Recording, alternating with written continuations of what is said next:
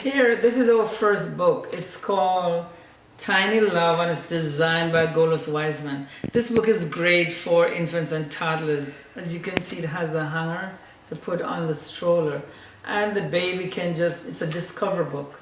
Babies like to do peekaboo to find out what's underneath. So this is, and it also has sounds. It's made with cardboard and cloth. And no, I think it's actually plastic. It's very nice. Children can manipulate it. It's very colorful. They could learn their colors. They could learn that these are flowers. They could count.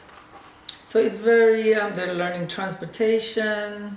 Let's see what's under here. So you and your baby can really play peekaboo. You could also pull. And this is again, for fine, this is fine motor, just tugging. This is a very nice book. So one of the things we'll do is do some research, and once we find the author, we're going to add it to the comment line. So here go our first baby book.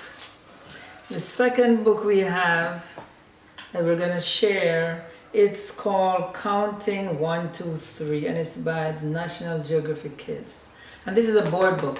These are ideal for young children. You could have it on the floor in a bin when they want to look at it. So they're counting and they're also learning about their animals. They're learning about mountains. So this is really an awesome book. It's very colorful and children are getting knowledge from this book. So you could count 1, 2, 3, 4. They're they're learning the names of the birds and everything. So this is another. Now our third book is also a toddler book. This is a sensory, touch and feel. So you'll ask, oh, how does it feel? The child will say, soft. Or if the child doesn't have the word, you're going to say, oh, Johnny, this is really soft. This one is rough. So these are all, it's called sensory. This one is smooth. And the child can manipulate the book because it's a board book. And you could, oh, this is a yellow bowl that the kid is drinking from. And scratching, this one is scratching. So this is a very nice book for young children. Our fourth book, this is also a good toddler book, 3-year-olds. And this one is Under the Sea. As before we're learning about touching, sensory, we learned about numbers. This is a discovery. Now this one is Under the Sea. You could also teach the letters as you go along. You know, this book is written, it's called Under the Sea, and it's Osborne Lift and Lookbook. So you could see all these things under the sea. Because, you know, it's important to have books because we're not going to take our babies under the sea. But the baby learn what's under the sea just from looking at these books. It's also a discovery book, Peekaboo book. Children love to look, pick flaps up. So this is a different kind of book.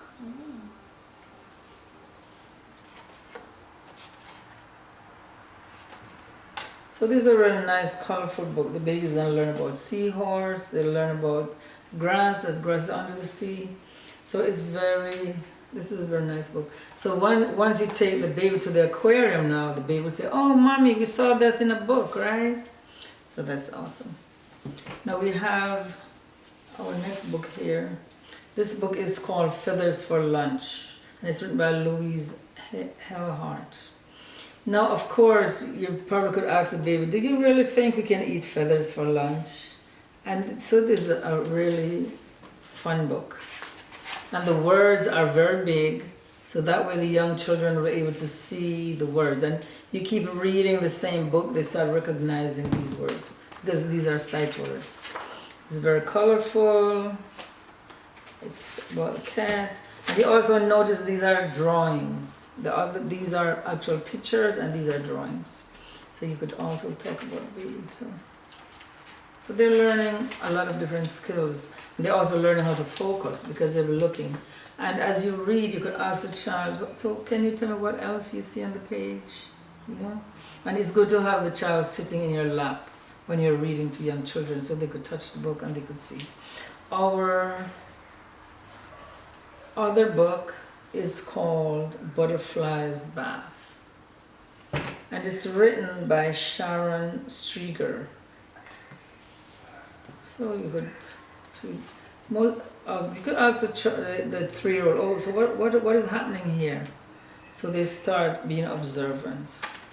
See, there are several things you could learn from different books.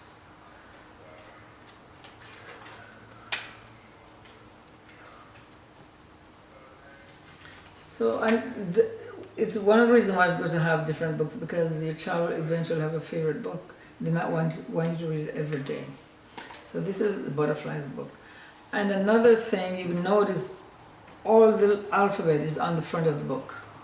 So you could also say to the child, oh, what letter is this?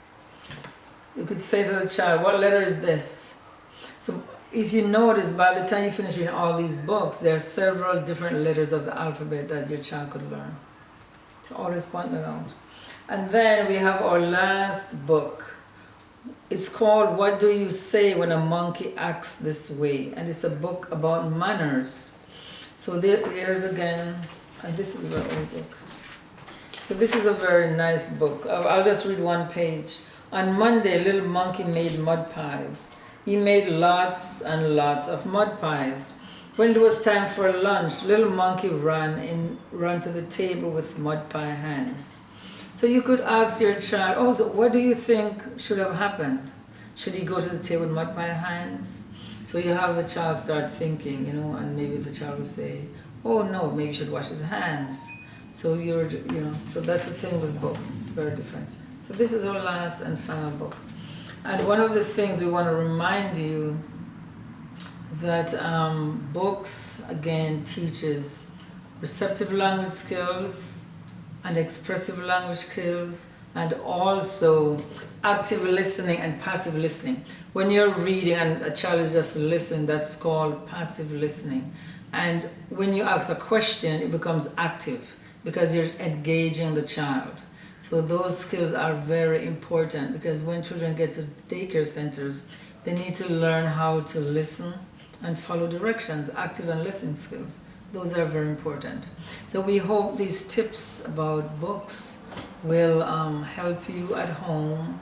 And we have covered active listening skills, passive listening skills, cognitive skills, and the different skills in general that you learn when you read to a child. And you should always have the child sitting on your lap when you're reading.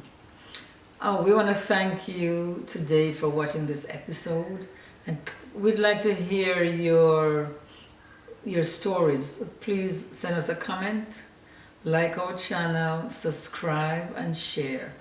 Until we see you next time. Thanks.